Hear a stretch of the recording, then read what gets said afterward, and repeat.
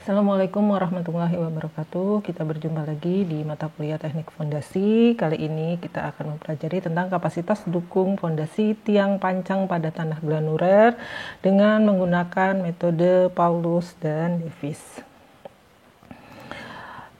Sebelumnya kita sudah mempelajari tentang kapasitas dukung tiang pada tanah granuler, di mana komponennya terdiri dari tahanan ujung ditambah dengan tahanan gesek dikurangi dengan berat volume dari tiangnya. Sekarang kita akan mempelajari satu persatu tahanan ujung, tahanan gesek menurut Paulus dan Davis, bagaimana cara mendapatkannya.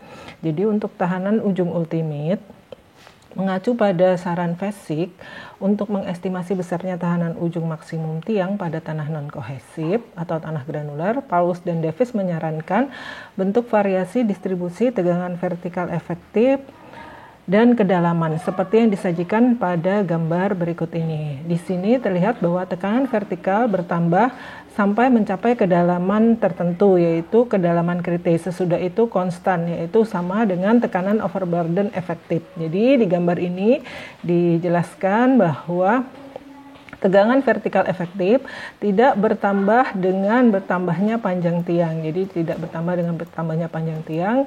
Dia akan mencapai konstan pada kedalaman tertentu, di mana kedalaman ini yang kita sebut dengan kedalaman kritis. Di mana tahanan ujung ultimate-nya sama dengan QB sama dengan AB dikali FB. FB-nya adalah tahanan ujung satuan yang besarnya sama dengan PB aksen dikalikan dengan NQ. PB adalah tekanan pada bagian dasar dari tiangnya atau base dari tiangnya. Di sini kita pakai aksen karena pada tanah granuler selalu terdrainasi, sehingga yang kita gunakan adalah dalam bentuk tegangan efektifnya. PB NQ, PB-nya tadi sudah kita ketahui diambil di bagian bawah, di mana besarnya PB tidak meningkat dengan kedalaman, tapi setelah mencapai kedalaman kritis dia akan konstan. Sedangkan NQ-nya kita peroleh dari mana? NQ merupakan fungsi dari sudut gesek internalnya. Sudut gesek internal kita peroleh dari estimasi atau korelasi dari pengujian SPT. Jika sudut geseknya sudah kita ketahui, misalnya sudut geseknya 30, kemudian rasio antara panjang dengan diameternya 70 misalnya, maka NQ-nya bisa kita hitung. Kemudian untuk tahanan gesek ultimate. Tahanan gesek ultimate dihitung dengan menggunakan QS sama dengan AS kali FS. AS sama dengan luas selimut tiang, FS-nya tahanan gesek satuannya sama dengan KD, P0 aksen tangen Pi. Di mana Paulus dan Davis mengevaluasi nilai KD tangen delta dan ZC per D sebagai berikut. Jadi ZC per D rasio antara kedalaman kritis dibandingkan dengan diameter merupakan fungsi dari sudut gesek internal tanahnya. Jadi kalau sudut gesek internal tanahnya 33, maka rasio antara ZC per D-nya sama dengan 6. Kemudian KD tangen delta juga merupakan fungsi dari sudut gesek internal. Ini untuk tiang pancang, sedangkan untuk tiang dongkrak atau jacking pile dan tiang bor kita menggunakan persamaan kurva yang ketiga. Apabila tiangnya meruncing, maka QS-nya kita kalikan dengan FW. FW kita peroleh dari grafik ini. Ini adalah sudut meruncingnya tiang, yang ini adalah sudut gesek internal tanahnya, ini sumbu Y-nya adalah berapa besarnya FW. Untuk tiang bor atau tiang dongkrak atau yang biasa disebut dengan jacking pile, tiang yang dipasang dengan cara menekan, jadi bukan dengan cara memukul, Paulus dan Davis menyatakan bahwa KD tangen delta seperti yang diusulkan oleh Meyerhoff, di mana Meyerhoff menganggap bahwa delta sama dengan 0,75 dari sudut gesek internal tanahnya. Dalam menentukan sudut gesek internal tanah dalam kapasitas dukung tanah ultimate, Paulus dan Davis menyarankan bahwa untuk tiang pancang, tahanan ujungnya ditentukan dengan memperhatikan nilai pi di bawah ujung tiang.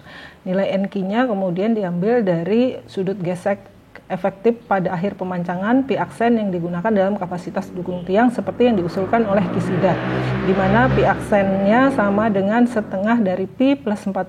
Jadi untuk tanah-tanah dengan kepadatan sangat padat, maka kurang lebih kepadatan akhirnya itu, kalau dia sudut gesek internalnya 40, maka kepadatan akhirnya tetap 40.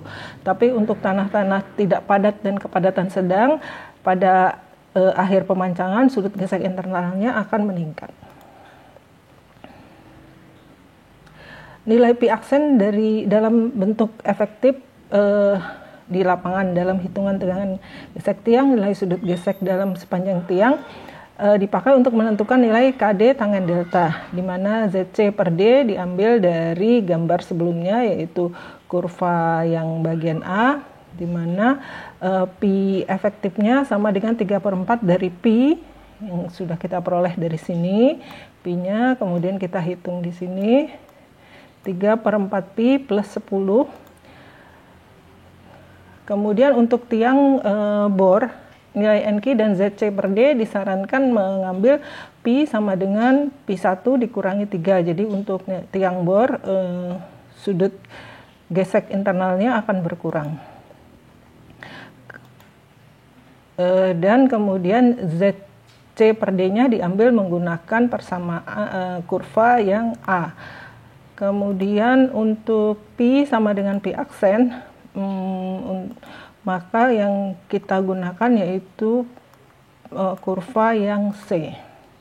Nilai kuat gesek dalam tanah berkurang karena pengaruh gangguan tanah akibat pengeboran dan pemasangan tiang.